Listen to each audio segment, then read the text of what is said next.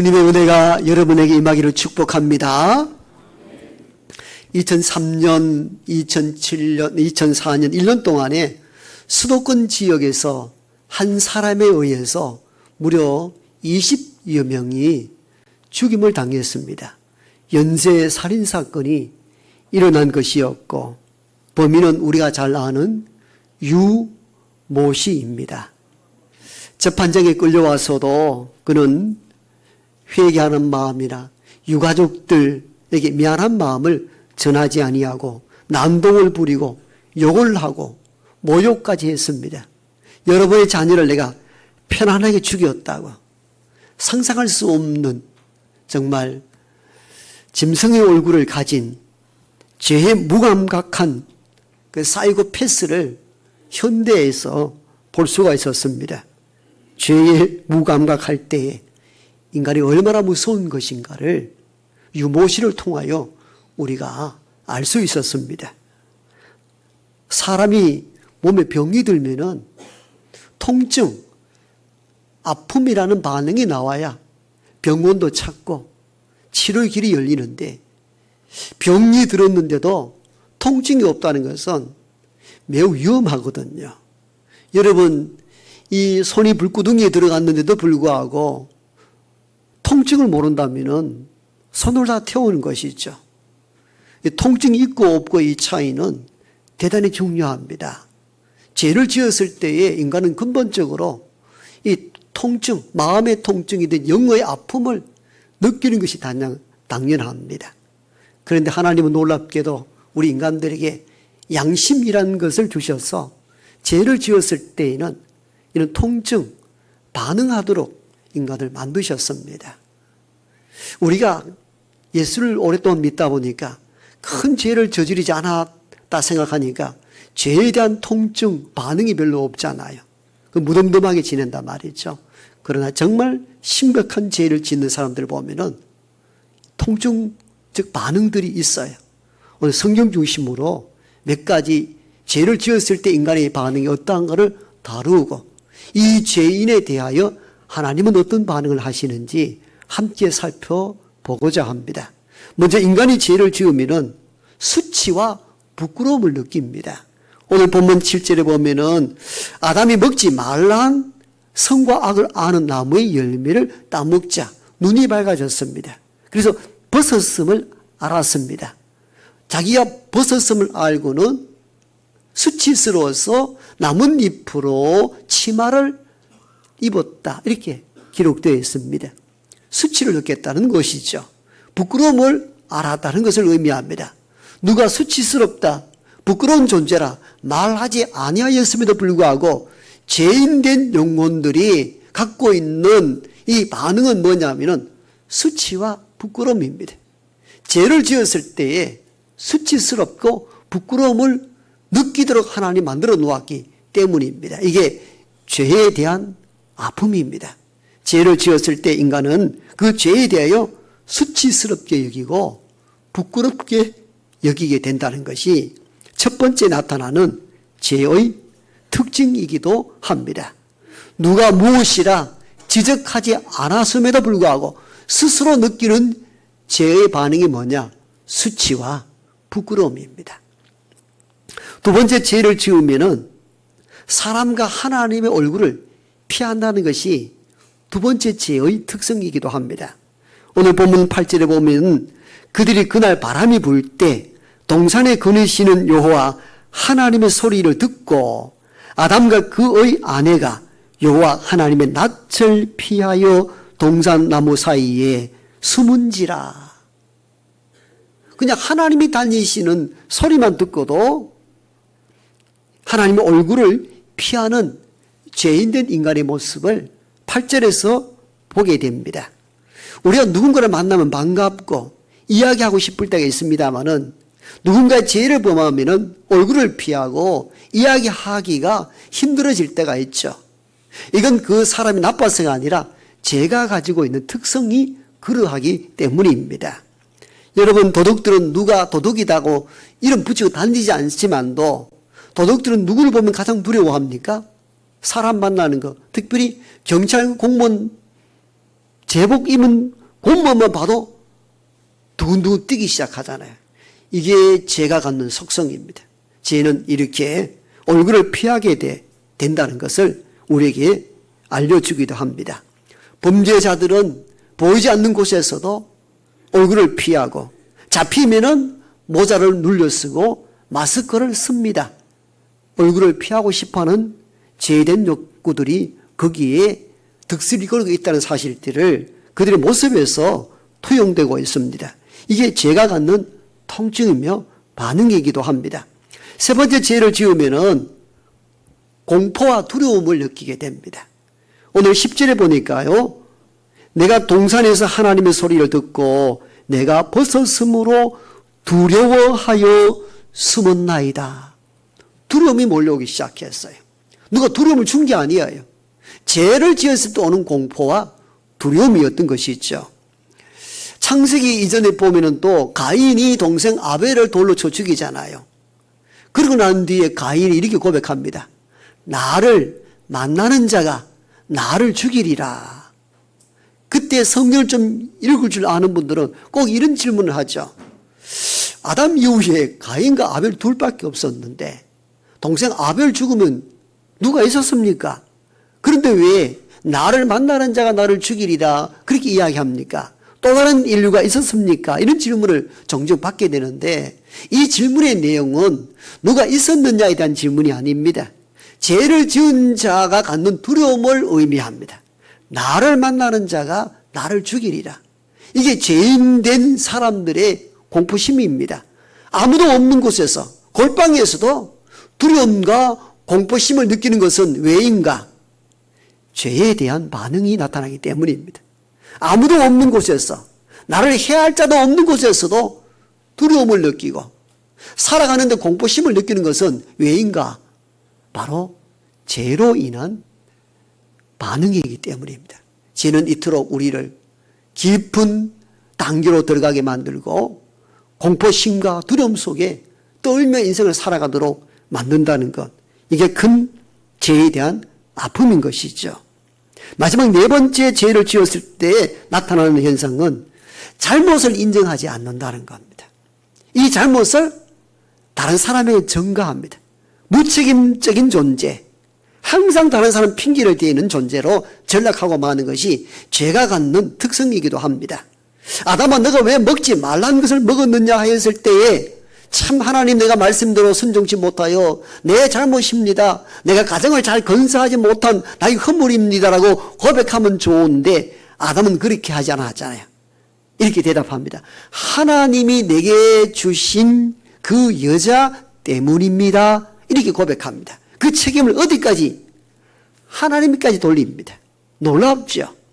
즉 하나님이 나를 잠들게 하여 갈비뼈를 취하여 내 안에 하와를 만들지 않았다면은 내가 오늘 이 죄를 지었겠습니까? 이렇게 책임을 전가합니다. 놀라운 반전이죠. 하나님은 그렇게 하지 않았다면 오늘 내 신세 이렇게 전락하지 않았다고 이렇게 하나님에게 책임을 돌리고 이어서 연약한 아내에게 돌립니다. 내 아내 때문입니다. 이게 죄된 인간의 모습입니다. 하도 기가 막힌 하나님이 이어서 하와에게 묻습니다. 그럼 하와야 너는 왜 먹었느냐 했더니 하와도 말하는 것이 걸작입니다. 뱀이 나를 깨물어 내가 먹었습니다. 뱀 때문입니다. 이 뜻이거든요. 여러분 우리가 죄를 지은 인생들을 보면은 내 책임입니다라고 하는 이들을 만나보기 어렵습니다. 심지어 어린아이조차도 죄에 물들지 아니하고 우리보다 깨끗하다고 여기는 아이들조차도 잘못했을 때에 엄마가 묻습니다. 왜 이렇게 했지 하면은 본능적으로 이렇게 말합니다. 다른 핑계를 댑니다. 그럴 때 여러분들은 야 아이가 이렇게 영특하나 이렇게 생각할 때가 있잖아요. 천재다 이렇게 이야기할 수도 있잖아요. 사실은 죄로 먹던 인간이 갖는 특성이기도 합니다. 끊임없이 남 탓, 남 잘못을 계속 이야기합니다. 그것을 어디서 볼 수 있는가? 성경에서 보게 됩니다. 하나님 만들어 주신 그 여자 때문입니다. 하와는 뱀이 나를 끼워서 이렇게 먹었을 뿐입니다. 내가 책임이 없다는 것입니다. 항상 남 탓, 남 책임을 돌려서 관계 자체를 파괴시킵니다. 이를 관계의 단절이라 말합니다. 문제가 벌어졌을 때 회복하는 기능이 있는 것이 아니고 죄로 인하여 관계가 단절되고 관계가 파괴됩니다. 먼저는 하나님과 관계가 단절되고 두 번째는 사람과 사람과의 단절이 일어납니다. 이게 죄로 인한 반응이며 죄가 이토록 사람들의 모든 관계를 깨뜨려버리고 공포와 두려움, 수치와 부끄러움 속에 살아가도록 만든다는 것입니다. 우리가 믿음 가운데 살다 보니까 큰 죄를 범하지 않았기 때문에 죄가 얼마나 무서운지에 대해서 감각적으로 잘 못 느껴요. 그러나 실제로 죄악 가운데 산 사람들을 보면은요, 사람들의 얼굴을 피하고 깊은 곳으로 숨어 들어가고 만나기를 싫어하고 늘 사람들이 무엇이라 말하지 않아도 두려움과 공포 속에 살아가는 많은 영혼들을 바라보게 됩니다. 이게 죄가 갖는 통증이며 아픔입니다. 그리고 이 죄는요, 감출 수가 없다는 겁니다. 언젠가는 다 드러나는 것이 죄성이라는 것입니다. 재미있는 이런 우화가 있습니다. 어떤 운전자가 자동차를 몰고 가다가 가속하였습니다. 교통경찰관에 의해서 과속 딱지를 떼게 되는데 운전자가 이렇게 말합니다. 죄송합니다. 술 한잔 하다 보니 정신이 없어서 가속했습니다. 하지 말아야 될 이야기를 합니다. 음주운전 추가요. 그랬더니 옆에 앉아있던 운전자 아내가 답답해서 경찰관 선생님 죄송합니다. 이 양반이 무면허라 술 한잔 하지 않으면 운전을 못합니다. 무면허 불법 운전 추가입니다. 또 그랬더니 뒤에 앉았던 장모님이 가슴을 치며 이렇게 말합니다. 내 남의 차 훔쳐 탈 때 알아봤다. 차량 절도죄가 추가되었다고 합니다. 여러분, 이게 인간은 죄로 물들어오고 죄가 우리의 삶을 지배하고 죄는 언제가 폭로될 수밖에 없는 현실을 풍자적으로 이야기한 내용들입니다. 죄가 얼마나 무서운지요. 우리가 복음을 전할 때에 죄 사함의 이 이야기를 현대인들은 죄의 심각성을 모르기 때문에 왜 내가 자꾸 죄인이라 말하는가 하는데, 여러분, 죄악 가운데 산 사람들은 누가 말하지 않고 누가 지시하지 않고 누가 흉을 보지 않아도 늘 초조함, 두려움, 공포, 수치, 부끄러움 속에 숨어 산다는 것이 죄가 갖는 특성입니다. 이 죄의 아픔이 컸기 때문에 하나님께서 이 죄인에 대하여 돌보시고 간섭하시고 역사한 것이죠. 이런 공포와 수치와 부끄러움 속에 사는 한 죄인을 바라보시는 하나님은 어떻게 반응하셨는지에 대한 내용도 본문은 잘 기록해 두고 있습니다. 먼저 우리는 죄인에 대하여 하나님이 어떻게 반응하는가에 대한 내용을 다루기 전에 하나님이 어떤 분인가를 먼저 아는 것이 필요합니다.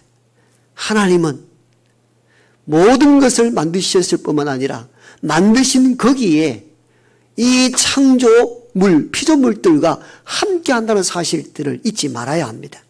오늘 본문 8절에 보면은 동산에서 하는 모든 걸 보신 하나님의 존재를 보여주고 있습니다. 그들이 그날 바람이 불 때 동산에 거니시는 여호와 하나님의 소리를 듣고 동산에 거니셨다 하셨습니다. 아담과 하와는 이걸 놓친 것이죠. 눈으로 하나님이 보이지 아니하니까 우리 가운데는 너와 나뿐이고 보이는 이가 없다고 여겼기 때문에 하나님 먹지 말라는 선과 악을 아는 나무 열매를 먹었을 것입니다. 하나님이 바로 눈앞에 존재해 계신다고 느꼈다면, 봤다면 이런 일들을 하지 못했겠지요. 사람들의 죄와 악은 항상 이렇게 시작됩니다.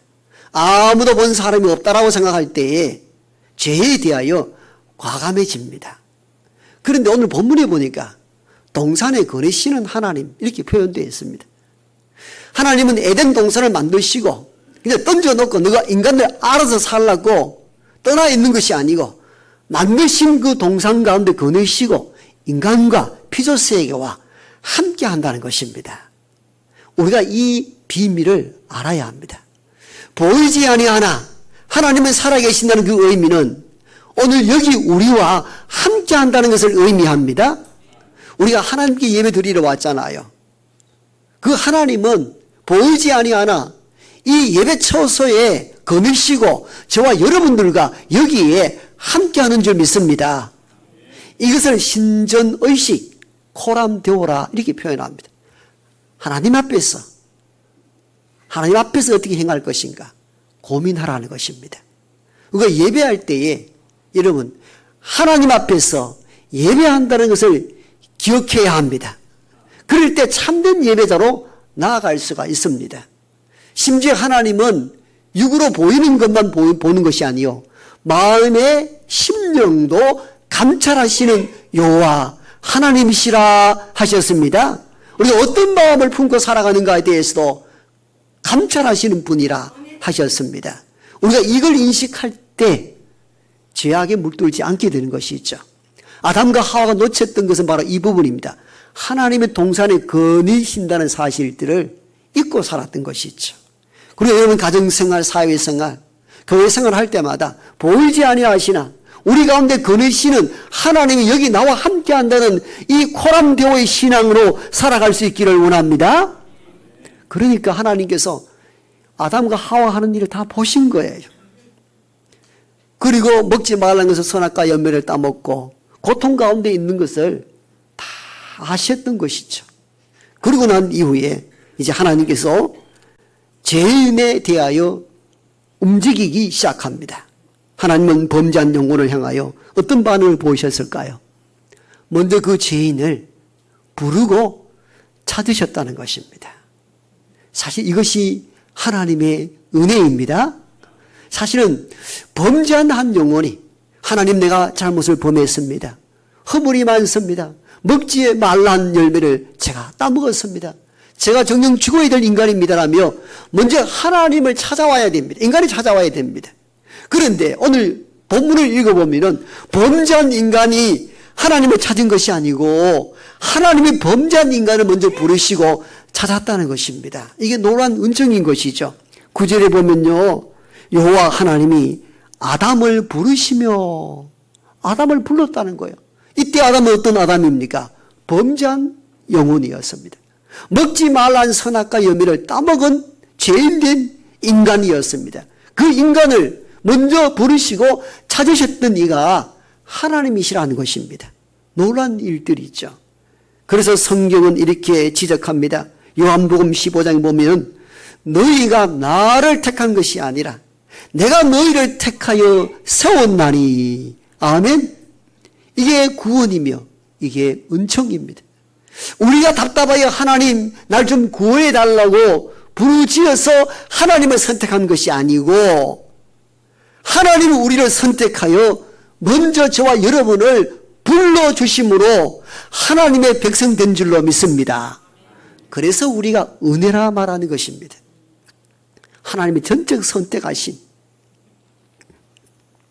그렇습니다. 우리는 하나님을 먼저 범죄한 영혼을 찾고 부르심으로 말미암아 회복할 수 있는 길을 마련하신 분이 하나님이십니다. 이 은혜가 있기에 오늘 저와 여러분들이 여기 있는 줄 믿습니다. 그 다음 하나님은 범죄한 영혼들에게 어떻게 하셨는가 하면은 긍휼한 마음으로 보셨습니다. 오늘 본문에 보니까 아담아 너가 어디 있느냐 어디 있느냐 이렇게 묻습니다. 문자적으로 해석하면은 장소에 대한 질문이죠. 지리적 공간적으로 어디 있느냐에 대한 질문이었던 것인데 단순한 그런 어디 있느냐 장소 지리적인 문제 질문이 아니었죠. 우리가 알다시피 심오한 질문이었습니다. 네가 왜 죄를 지어서 그 에덴 동산을 거닐지 못하고 깊은 어두운 숲속에 들어가서 그렇게 초조와 부끄러움과 수치와 공포심 속에 떨고 있는가? 바로 이 질문이었던 것입니다. 하나님은 사랑하는 백성을 만들어 놓고 난 뒤에 범죄하여 깊은 숲속으로 들어갔을 때에 하나님이 아파하시고 불쌍히 여기신다는 사실들을 이 대목에서 찾아볼 수가 있습니다. 그리고 난 이후에 누가 너의 벗었음을 이야기하더냐? 그렇게 묻습니다. 내가 벗었음으로 부끄러웠음었다 하니까 누가 너 벗었다고 이야기하는 사람이 누가 있었냐? 그 일로 인하여 네가 수치와 부끄러움을 느끼고 동상 깊은 숲으로 들어가는 죄인된 한 영혼을 찾고 부르시는 하나님의 긍휼하심, 불쌍히 여기심, 그 마음을 여기서 볼 수가 있습니다. 우리가 불량청선으로 살아갈 때 바깥 노숙에서 어두운 창호에서 잠을 잘 때에 가끔 부모님들 그러죠. 얘야, 너가 왜 거기 있느냐? 장소를 몰라서 너 어디 있느냐? 지리적 위치를 몰라서 묻는 질문만이 아니잖아요. 이 부모가 있는 따뜻한 방으로 따뜻한 음식을 준비한 이곳으로 와서 편히 잠을 자면 좋을 텐데, 얘야, 너 왜 그 험악한 곳에서 홀로 외롭고 고독하게 거기 있느냐? 그 부모의 마음이 담긴 메시지가, 얘야, 너 어디 있느냐? 왜 거기 있느냐? 이 질문과 동일하다 볼 수가 있습니다. 아담아, 너가 어디 있느냐? 누가 너더러 벗었다고 이야기하더냐? 이 질문은 너 어디 있느냐? 하나님이 장소를 몰라서 묻는 질문이 아니었습니다. 왜 깊은 어둠 속에 그렇게 부끄러워하고 수치 속에 살아가느냐에 대한 하나님의 안타까움이 배어있는 질문이, 아담아, 너가 어디 있느냐? 이 질문이었던 것입니다. 오늘 이 시대에도 하나님은 죄로 인하여 하나님의 얼굴을 피하여 깊은 어둠 속에 공포와 두려움 속에 살아가는 죄인들을 향하여 이렇게 찾습니다. 이 사람아, 왜 너 거기 있느냐? 왜 어둠 속에서 수치와 부끄러움 속에 두려움 속에 떨고 있느냐? 나에게로 나오라 하신 이 음성이 여전히 이 시대에 들려지는 하나님의 음성인 줄로 믿습니다. 그 다음 하나님은 마지막으로 죄인들을 향하여 어떤 반응을 보이시는가 하면은 즉각적 심판보다는 자기를 변호할 수 있는 시간을 주시는 선하시고 사랑 많으신 하나님의 모양을 보여주십니다. 내가 왜 먹었느냐 했을 때 이 질문은, 여러분, 원래 하나님은 이 사건 있기 전에 선과 악을 아는 나무 열매를 먹으면 정령 죽으리라 했거든요. 죽음이 임한다고 선포했습니다. 말씀 이미 하셨어요. 그러면 즉각적 심판, 직결 심판을 하면 되는 거예요. 그런데 하나님은 여지를 주잖아요. 어디 있느냐? 그리고 왜 먹었느냐? 차근차근 다 묻습니다. 여러분, 이 시간의 길이가 굉장히 길단 말이죠. 이미 죄인 된 것이 판명이 되었고 먹었는 것이 확인되었습니다. 그러면 남아있는 건 뭐예요? 심판만 남아있잖아요. 그런데 하나님 어떻게 하십니까? 어디 있느냐? 어디 있다 했더니 그 다음 왜 먹었느냐 이렇게 묻습니다. 왜 먹었느냐? 여러분, 이 대목 보면은 하나님의 이성적이고 합리적인 분임을 깨닫게 됩니다. 군주적이고 폭력적인 신이 아니었어요. 이방 신들은 직결적 처분만이 임한다면 하나님은 범죄한 영혼이라 할지라도 그에게 이야기할 수 있는 시간, 변호할 수 있는 시간들을 주셨다는 것이 놀랍습니다. 이건 이방 신의 구조에서 찾아볼 수 없는 참된 신 하나님에게서만 찾아볼 수 있는 내용들입니다. 그가 비록 즉결 처분을 받아도 마땅할 범죄적 인간이라 할지라도 그에게 변호할 시간, 이야기할 시간을 충분히 주었다는 것입니다. 그래서 아담은 말도 안 되는 변명을 풀어놓지만도 하나님 그 말씀, 그 이야기를 참 다 들으셨습니다. 하나님이 내게 주신 그 여자 때문이라며 하나님과 여인에게 책임을 돌리는 허무맹랑한 이야기도 하나님 지금 듣고 있다는 겁니다. 너무 놀랍죠. 이어서 하와에게도 똑같이, 그럼 너는 왜 먹었느냐 했을 때, 뱀이 나를 깨물어 내가 먹었지 않습니까? 라고 변명할 때도 그 이야기를 다 듣고 계시던 분이 하나님이셨습니다. 놀랍죠. 인간에게 변호할 시간, 자기가 돌아볼 시간들을 충분히 줌으로 말미암아 그가 회복하고 돌아설 수 있도록 하시는 하나님을 여기서 만나게 됩니다. 이는 폭군적인 왕과 대비되는 내용들입니다. 참 왕이시며 참 세상을 다스리는 하나님이 어떤 분인가를 가장 잘 보여주는 장면이 이 대목입니다. 비록 범죄하여 즉결적인 처분으로 죽여도 마땅할 한 인간임에도 불구하고 하나님은 그가 왜 그런 일을 했는지에 대하여 변호할 시간을 주시고 돌아볼 수 있는 시간을 주시는 선하신 아버지 하나님이셨기 때문입니다. 우리가 세상의 범죄한 자녀를 보면 세상은 야, 쟤 죽여야 돼, 영장 살려야 돼, 그렇게 함부로 직결된 심판을 내릴 때에 부모님은 그에게 얘야, 너 왜 그랬어? 왜 그랬어? 이렇게 묻잖아요. 사랑이 있기 때문이에요. 그래서 그 이야기를 들어보고 싶어 합니다. 이게 부모의 마음이거든요. 이건 세상인과 구별된 존재이기 때문입니다. 자기가 낳았기 때문이죠. 하나님은 직결 심판으로 죽여 마땅할 아담과 하와에 대해서 이야기할 시간을 다 주셨습니다. 너 왜 그랬냐? 불러서 이야기하고 이야기 듣도록 하십니다. 여러분, 이것이 죄인들에게 돌아설 수 있는 여지를 남겨두신 것이죠. 요즘 경찰청에서도 현대에서는 이 과학 수사 기법이 다양하게 발달되는데 현재는 프로파일러들의 역할이 많다고 하죠. 프로파일러들은 강력의 행사와 달리 일실직고하게 만들고 강력하게 질문하여 스스로 자백하도록 만드는 구조라면 프로파일러들은 범죄자이지만도 인격적 존재로 대우하고 그리고 이야기할 수 있는 충분한 여지를 주어서 스스로 입을 열어 자백하도록 만드는 심리 수사 기법을 동원한 이들이 프로파일러라 하지 않습니까? 화성 연쇄 살인 사건으로 무기징역을 언도받고 사형선고를 받았죠. 이 춘재 씨 자백, 알려지지 않는 자백들이 수년 전에 나타났잖아요. 그죠?